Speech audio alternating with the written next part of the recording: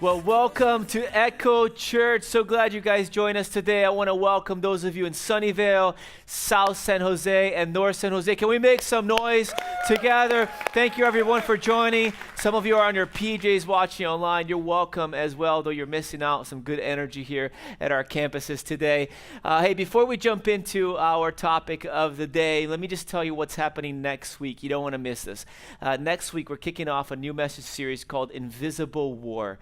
And it's going to be really all about the spiritual warfare that happens around our lives. And sometimes we live only in the natural and the physical, but we believe here at Echo that there is a spiritual realm that has a lot of influence in our lives. And I know it's mysterious, but Pastor Andy has a message that he even called me this morning. He said, make sure people know to come back next week for, because it's burning in his heart. And we really believe there is a victory that we can live in when we understand the spiritual realm. And so don't miss out on that. Make sure to be a part of it. Now, we are wrapping up today the Money Habits message series. It's been great. And here's why this is really, really, really important. Because we believe that our skills and our habits with money have a lot to do with our quality of life. And there's a lot of statistics on this, but we really believe that, which is why this series has been what we want for you, not what we want from you. And it's really important to understand this. Now, let me show you some statistics even that talk about this effect. Of the 52% of marriages that end in the first 5 years here in America, 90% of them cite money as the primary reason why it ended. It's continually affecting our lives. Jesus talked about money more than he did heaven and hell combined, more than any other subject aside from the kingdom of God. He also talked about this principle that's so important to understand, that where our treasure is, our heart follows.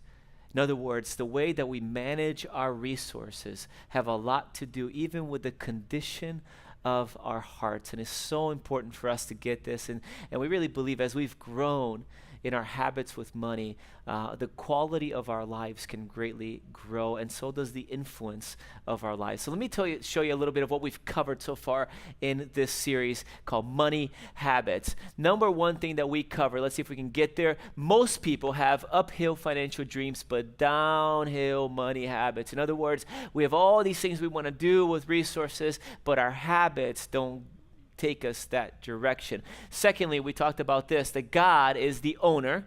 We are just investors. It's a mindset. We're the managers, and money is just a tool. Not only is it just a tool, it's an amoral tool, which means it takes on the quality of the one who holds it. So whatever the moral quality of the person that holds the money, that's the quality of the money. So it can be evil, it can be good, it's amoral, it can be a great source of great joy, and then a great source of pain as well. And then we talked about the 10-10-80 plan as a starting point. You pay God first. This is called the tithe. We'll talk about that in a second. We believe you're the provider of all things. We're acknowledging you as the source. Then you pay yourself, which is, I'm going to invest in my future. I'm going to save for what's next. And then you live on the 80. And this is a basic way to start a life toward financial peace.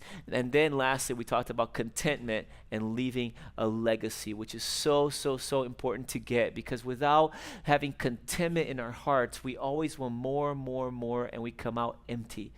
And so we talked about this. If you missed any of these messages, I want to encourage you to go back to our church app. It's just open it up. You can open it even now on your app store, Echo.Church, search for that. You can open it and go back and listen to or watch all the messages of the series. They've been very practical. And then I want to encourage you to do it today as well, because on that app, you can follow along with today's outline of the message. So the scriptures are going to be there, everything you need for you to be able to follow along with today. Now, as we get started into this, let me just say this, that our personality plays a big role in how we manage our finances, and it starts really, really young.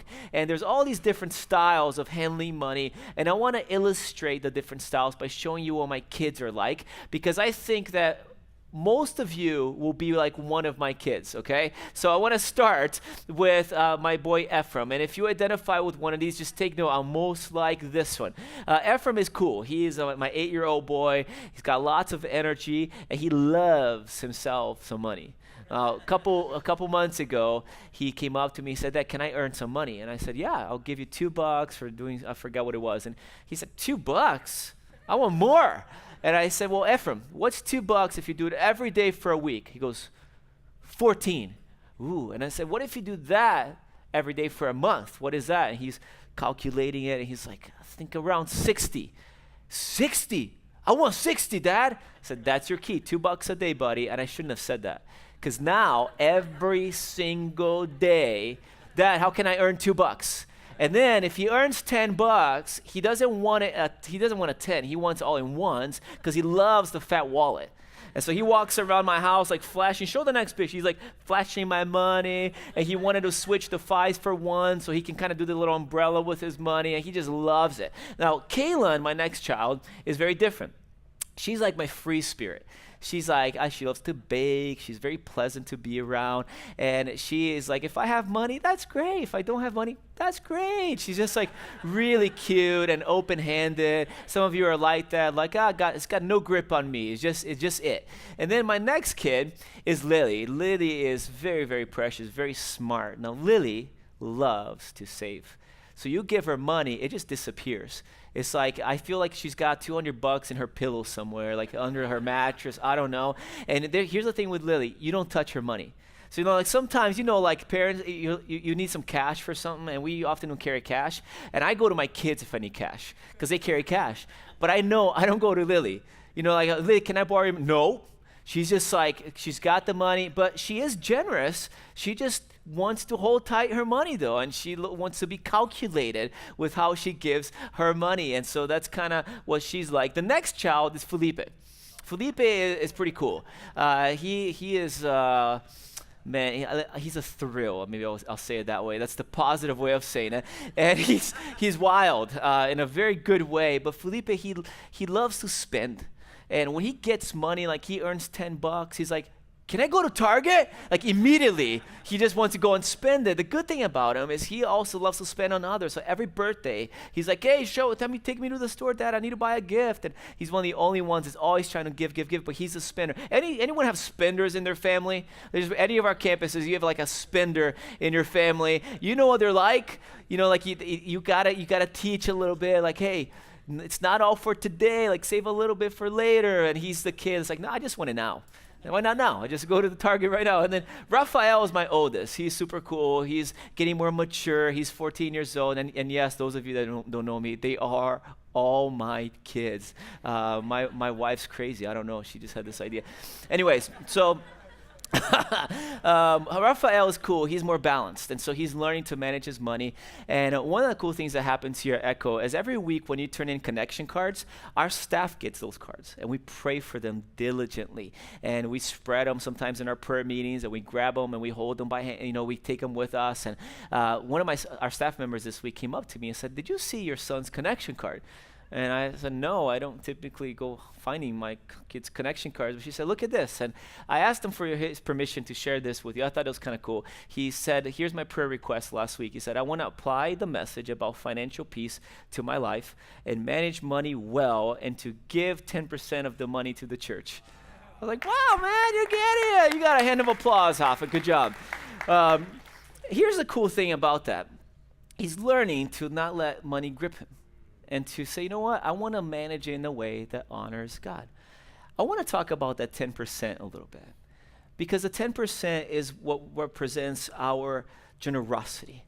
And I think we would all agree here at Echo, whether you're exploring faith right now and feel really distant from God, or you've been walking in this journey for a long time, I think we have this in common, that we believe generosity is a character trait worth pursuing, and that it's a virtue. It's a virtue to pursue, and we love being around generous people.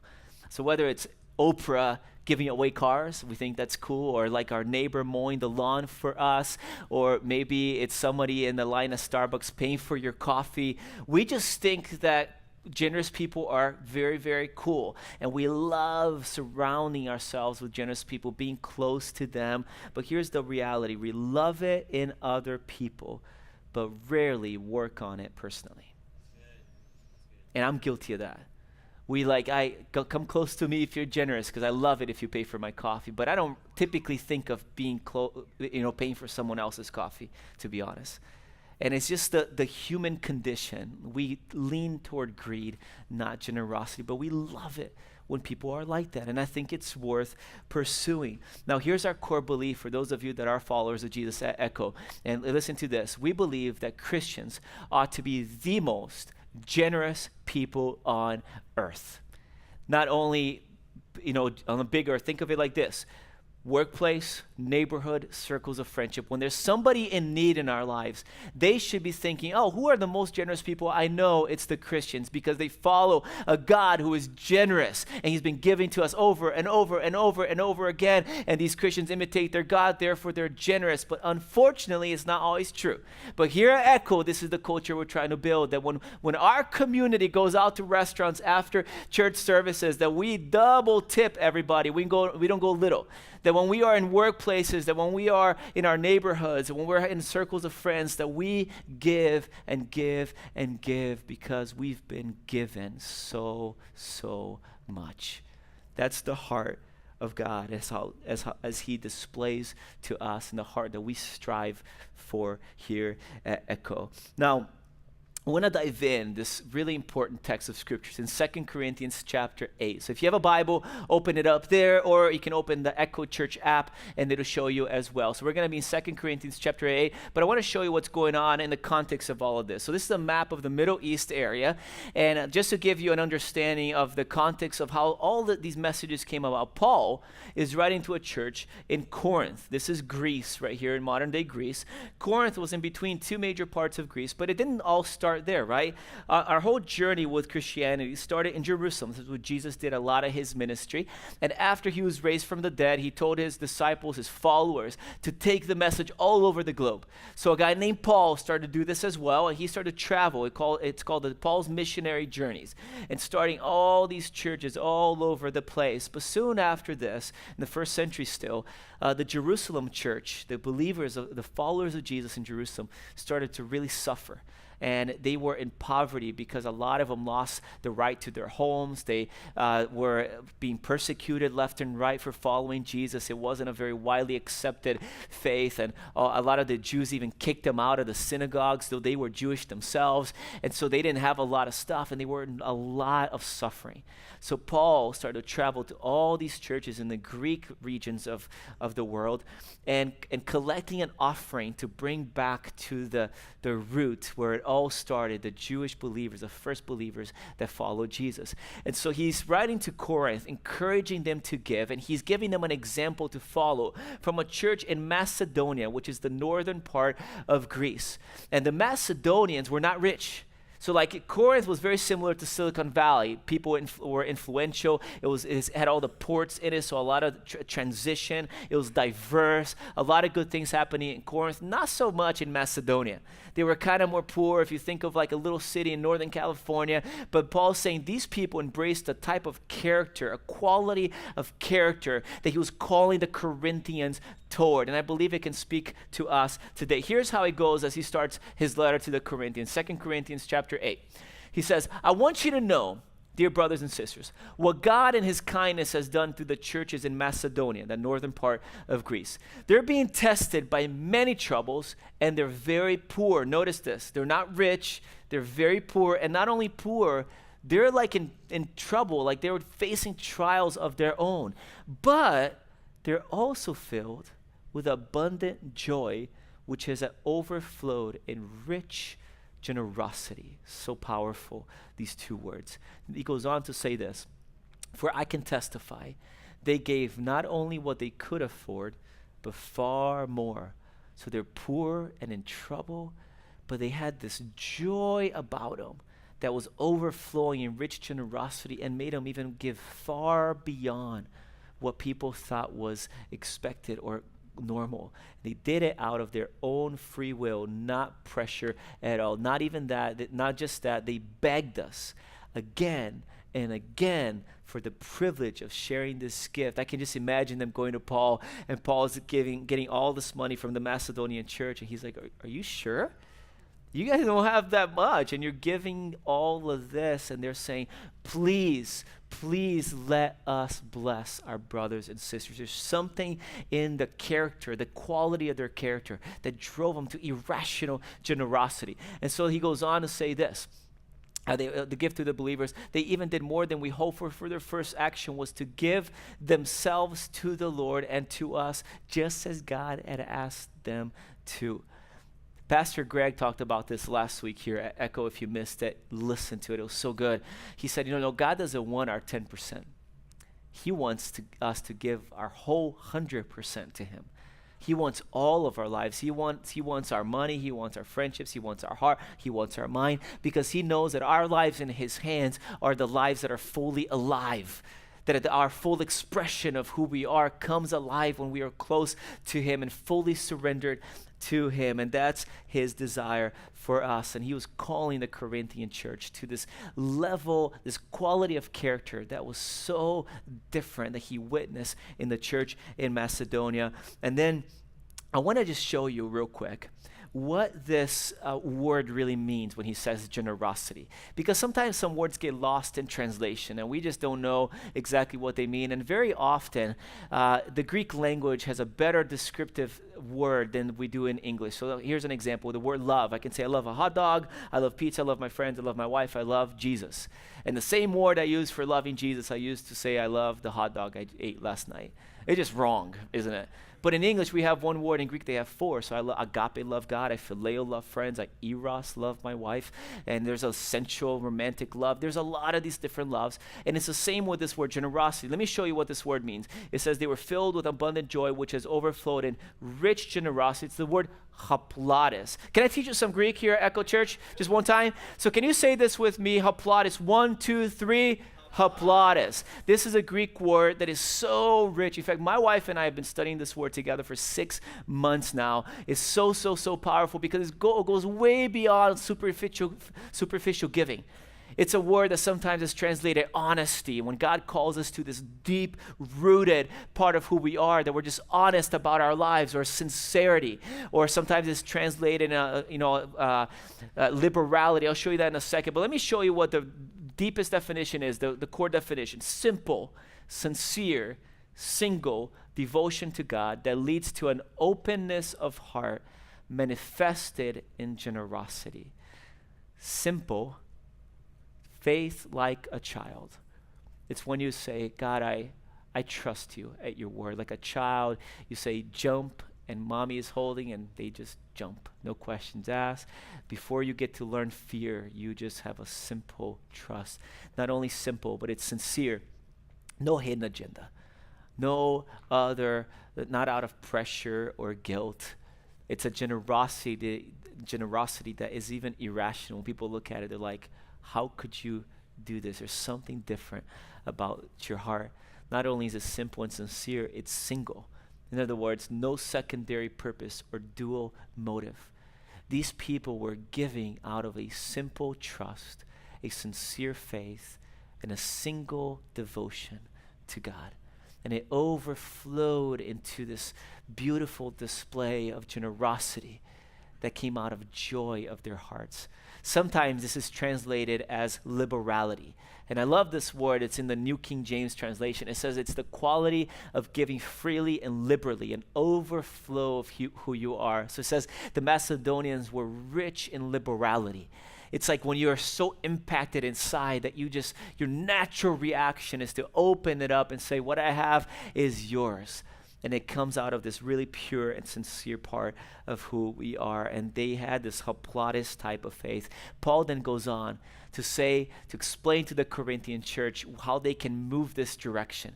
And I really believe this can speak to us. And he's asking us to take some of these steps. And he explains very practically how they can live a haplotes type of life. Let me show you the first thing that he says to them in regards to this. He says, give in proportion to what you have.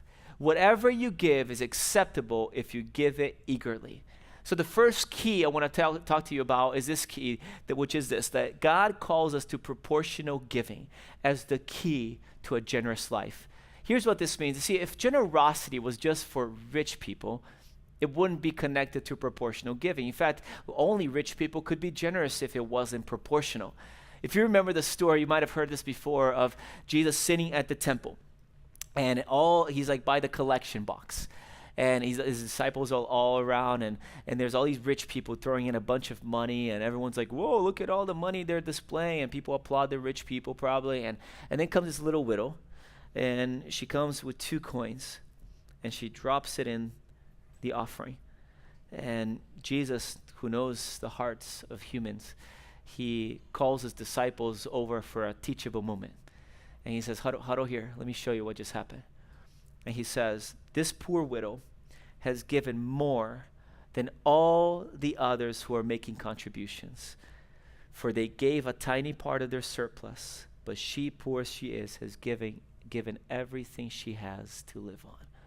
See, proportionally, she had a heart that was generous. People look at the superficial side of us, but God really is looking at this internal condition of our character. And our proportion displays that character.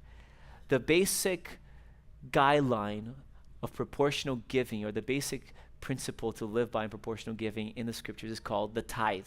This is when we give 1/10 of our income back to the work of God through his church. And I know there's a lot of, when you talk about the tithe, people get a little bit uptight about this because it's a sensitive subject for people. And some people say, well, the tithe is like an Old Testament thing and it's a part of the Jewish law, but really the tithe is not. In fact, the tithe was established by God before 400 years before the law ever came through Moses. God had taught the people here, here's how you don't live with greed and you release the grip of greed in your life. He says, if you get 10 sheep, just give 1 back at the temple. If you get grain, just get 1/10 of that grain and say, God, I'm trusting that all of this is yours, and my way of displaying that I believe this is yours is by giving you 1/10 back. It's basically a test of our character. And it's us saying this, God, I believe that 90 with your blessing goes farther than 100 on my own. It's a test of character. Malachi, a prophet of God, wrote it like this, very strong words. And he says this, and he's speaking on behalf of God. And God's saying this to the people. He said, you've robbed me. And they said, how have we robbed you? And God says this, you have cheated me out of the tithes and offerings due to me, and you're now under a curse. Then he goes on to explain, bring all the tithes into the storehouse where there be plenty of food in my temple. If you do, says the Lord, the Lord of heaven's armies, I will open the windows of heaven for you. He goes on, I will pour out a blessing so great you won't have enough room to take it in. Try it. Put me to the test. The reason God says it this way is because he knows this is for our own good. He's saying, try me in this, because when you release the grip of greed from your life, you're going to experience a joy and you're never going to turn back again. It's what we want for you, not from you. Jesus affirmed the tithe as well. So in Matthew 23, he says this, what sorrow awaits you teachers of the religious law and you Pharisees, you're hypocrites, for you're so careful to tithe even the tiniest little income from your herb gardens. And he goes on and he says, but you ignore the more important aspects of the law, justice, mercy, and faith. You should tithe, yes, but do not neglect the more important things. He's saying, look, tithing is the baseline, it's a starting point, but there's so much more that God is longing for in us. It's a heart that is sincere and that is single and that is simple in our faith toward him. And don't ignore the important things in your pursuit of this. It is not a checkbox. It was never meant to be a religious duty. The tithe is the 10% of our income going back to the local church. And here's the deal. When you get the heart of generosity, it's no longer about pressure or guilt. It's about this, privilege and opportunity. It's us saying, God, I'm not doing this because of pressure. In fact, this is why we're committed at Echo.Church to not create environments of pressure when it comes to giving or worshiping or anything else. Because we believe in this, that it's an opportunity and a privilege to serve God and to give to God and to pursue a life that he calls us to live. And we think that when we take a step closer to the heart of God, we naturally already relinquish control of what we have to him. It's an overflow of who we are. Now, some people ask this question, why to the local church? So let me give you the definition of the tithe, by the way. Tithe is the 10% of your income back to the work of God through his church. And here's why it's the local church. In the Old Testament, it was the temple. And they would bring it to the storehouse of the temple because that's where all the ministry would happen. It was a gathering place for the followers of God. And in our context, Jesus commissioned the church to take his mission to the world. And part of the way the church does that is by together funding ministry. And we are called the bride of Christ on the earth. So Jesus is no longer physically present with us, aside from the fact that he's physically present through his people. We are his bride. And here's how I view it. If you want to give me a gift and you show up to my house and I'm not around, I would just say, hey, give it to my bride.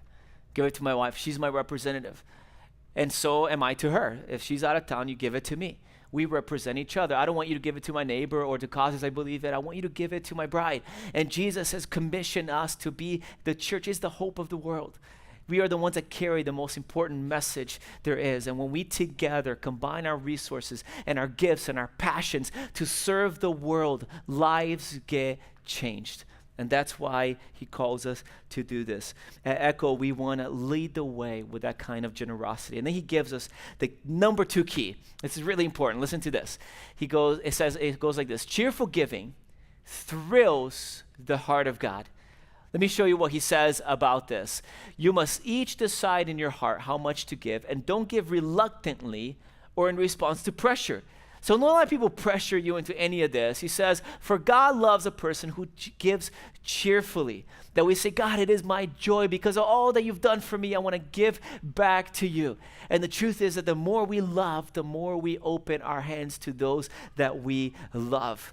There's many examples of this, but I would just remember the woman who came at the feet of Jesus. She was called a sinful woman, and she knew that she had been forgiven much. She had done so much junk, but then Jesus extended a hand of forgiveness to her, and she found intimacy with the Creator. And then when she was overflowing with gratitude, she comes into the room where Jesus is at, and she breaks a jar of perfume over his feet. The jar of perfume was worth a year's wages. She pours it over his feet, and she bows before him, and she wipes his feet with her hair and her tears, and in this overflowing demonstration of love, people around her are like, this is more than expected. This is weird for them, but for her, what else could she do? She had been forgiven so much. And you know this principle. There are people in our lives that they've given us so much that they just need to say the word, and we're there. I feel like this about my dad and my mom. My dad and my mom have displayed such a sacrificial love toward myself and my sister and my brother that I feel forever indebted to them in a healthy way. And my dad can tell me, hey, I want you to go run across the country, and I'd figure out a way to do it because I'm so grateful for how they've poured their love toward me. I feel like this about our pastor, Andy. And a lot of you don't know this, but I've known Andy for 25 years, longer than I've known my wife. And when I was a high school student in Michigan, totally lost in a world of drugs, there's Pastor Andy sitting next to me in class, talking to me about Jesus and pouring it into my life. And for 25 years, I am who I am today greatly because of this man. And he can tell me to do just about anything. If it's not sinful, I'll do it. I feel like this about my friend Rodney. He is a really good buddy, pastor in South Carolina, a church there that I was a part of. And he's prayed for me probably more than any other human on this earth. And anytime I have a need, it can be 3 a.m, I can call him, he can call me. And I just feel such a sense of gratitude for him that he could text me in the middle of this message and say, I need you now in my house in South Carolina. And I just walk out, get a plane ticket, and go fly, no questions asked. You say the word. I feel like this about my wife. Oh my gosh. Tolerated me for 15 years. So much. I mean, you can't. I mean, you can't even describe. And you have people like this in your life. You just say the word, I'm there. When we reach a point in our devotion to Jesus that is just simple, and it's sincere, and it's single, you just say the word, Lord, try me in this. Okay, I'll do it. I'll believe you at your word. I think God is so pleased at that kind of faith. Faith like a child. But then the key, number 3, listen to this. This is like the culmination of it all. Financial giving unlocks the supernatural generosity of God. This means that wherever we exercise generosity out of a haplotes life, no pressure or guilt, God's generosity flows toward us. This is what he's saying, the windows of heaven open. And it's not just demonstrated in physical generosity and more money. That's not the point of life. It's not more money. It's demonstrated in miracles. And even at Echo.Church, we've been going out for 9 years. In fact, this is pretty cool. Next February, we're going to have the biggest party we've ever had in our history, celebrating our 10-year anniversary of being here in the Bay Area. And let me show you what God's done, though, in 9 years. These are miracles, okay? And those of you that have given in our culture here, in our body of faith, you've participated in these miracles. Over the last 9 years, listen to this, 2,160 people came from darkness to light, surrendering their life to Jesus through Echo.Church. That's worth celebrating. It's amazing.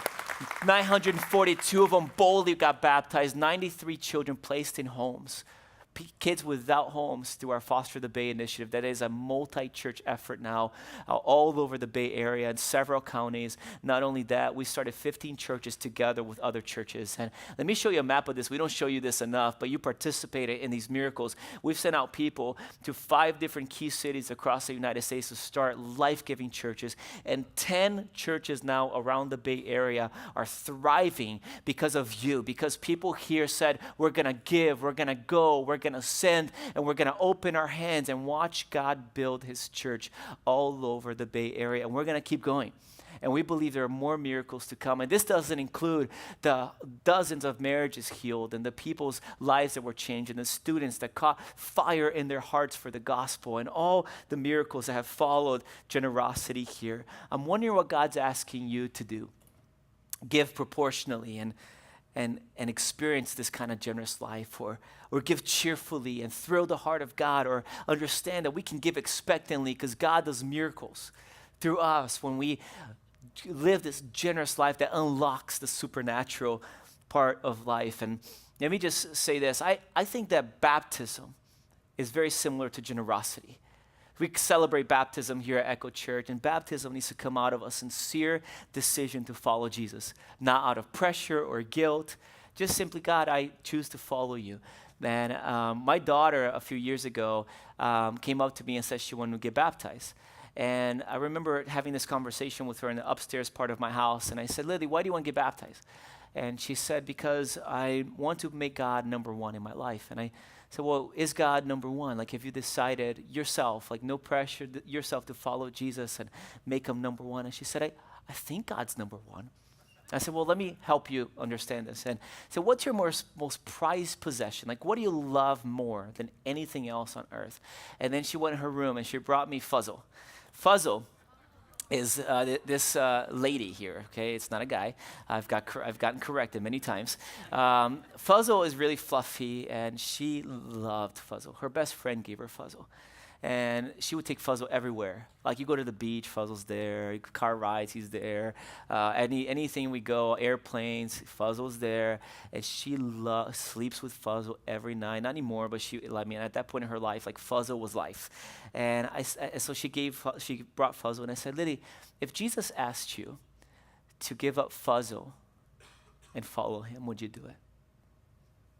She says, Daddy, I don't want to give up Fuzzle. Just sincere, just very sincere. And I said, it's okay, Lily. You don't need to. She wasn't ready. And I said, here's the deal. Whenever you feel like you love God, you understand his grace so much that no matter what he asks you, and I don't think he'll ask you to give up Fuzzle, but if he did, no matter what he asks you, you would say yes to him. Then you come let me know, and we're going to baptize you. And she said, okay, Daddy. And so she left, and remember a few weeks later, I'll never forget this moment, she came over to me in that same hallway, and she said, Daddy, I want to talk to you. And I said, what's up? And she said, Daddy, I am now ready to say that if Jesus asked me for fuzzle, I would give him fuzzle. She said, I love Jesus more than anything else, and I want him to control my life. 9 years old. And she brought me this letter. Let me show you this picture. It was really cute. I want to get baptized because I am ready for God to control my life. And then show the next picture real quick. It's her getting baptized there. And then we can clap for that. And then look at this next picture. I love this.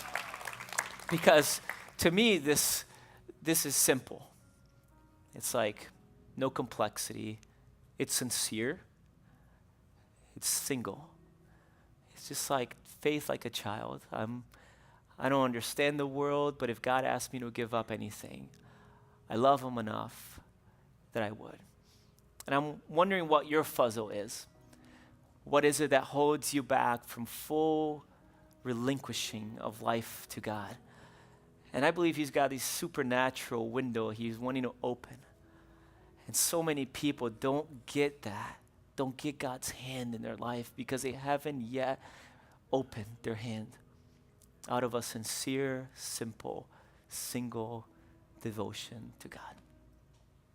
And I want to call you to a very specific step. In fact, at all of our campuses, could you locate your connection card with me? We love to just indicate the decisions we're making, and I want you to just locate it. It should be on your seat somewhere. You can also open it on our app, by the way. Okay, so the app, if you click on Connect, you'll be able to see the connection card on there. And the connection card is where we, indicate decisions and we pray for you. And if you tell us your decision today, we're gonna send you some resources. And I want to challenge some of you here that are believers to a 90-day tithe challenge. And it's what we want for you. I just want to make sure that this is really clear. Like, give God what is already his, and don't rob him. And watch what he will do in your life. And maybe you've been coming and you're like, I don't know, and trust him for 90 days. And if you're willing to do that, to indicate it on your app, you can click the box on the connection card or on the connection card physically. Just write, I'm in for 90. And test him in this. See what he'll do in your life. And if trust is an issue, by the way, like you don't know our church, you're like, I don't know what these people do. You can find out, or find another church. Like, find a church that you would trust, a community of faith that's carrying the message of Jesus. And then give there, tithe there, and watch what God will do in your life. If you need some ideas of churches, we'll give it to you. Come to the hub, and we'll tell you other places to explore. But it's really what we want for you, to test God in this. Make a commitment to not rob him and to be generous. And then there's a category of people here. I just felt prompted to talk to you for a minute that you're not called to the starting point of generosity, which is the tithe. God's asked you to go way beyond, and you're holding back. Not necessarily toward the church, just in life. You have the ability to make millions and millions of dollars and start companies. We're in Silicon Valley, one of the places of most influence in the world. And I just think there's people, some of you are listening here, and like, God, you can make so much more. And if you can make $1 million, but you settle for half of that, you're not leveraging the potential of your life. And God's called you to make millions and to start companies and then to solve problems. And to start looking around your neighborhood and your city and your country and even globally and say, what can I solve in the world around me with a heart of generosity that's singular and devoted and just simple in my trust toward God? And go way beyond that. That's where true joy comes from. Even if you don't follow Jesus, there is a joy that you experience when you decide to live this kind of generous life. And then lastly, there's a category of people listening today that you just came for the last minute. And I just want you to know that maybe your decision is not to give more today, but to receive out of God's generosity. Let me show you what this verse says that in the same chapter we're in. He says, in the context of generosity, he says, you know the generous grace of our Lord Jesus Christ. He modeled the way. He says, though he was rich, yet for your sakes he became poor, so that by his poverty you could be made rich. He's not speaking of money. There's a poverty of the soul that we all share in common as humans. It's called sin. Sin broke us, and it created distance between us and our Creator, which also creates distance between us and real life, which is in the Creator's hand. Jesus then, who was rich in glory in heaven, decided to be poor on earth and came in the form of a slave. That he took the sins of humanity on himself because we couldn't carry it and solve it on our own. He lived a perfect life, and then he took what wasn't his because he's generous. He carried it to a cross and was brutally murdered in this little city called Jerusalem, right outside, and was raised from the dead 3 years later, proving that sin and death have no grip on him. And then here's what he did. In his generosity, he said, I am giving all that want it. Not out of pressure, it's just a decision of our will to say, if you want forgiveness, you just call my name, he said. And it's free. Simple faith and trust in him welcomes his generosity of grace. Would you stand with me at all of our campuses? I want to pray with you. And if you're at that place where you're like, I need to surrender my life to Jesus today, would you say it in your heart? Would you close your eyes with me, all of us together? Just say it in your heart. I want you to be first, Jesus. I need the forgiveness that you offer, and I'm willing to turn from my sins and turn to you. I want you to be my Lord and Savior. And then if you're making a commitment today of your generosity, would you just say it to him? God, I'm committing this part of my life to you, and I'm putting you to the test because I believe you are for me and you want what's best for my life. Jesus, we come to you now, and even as we sing this simple song of love towards you, would you stir our hearts towards you?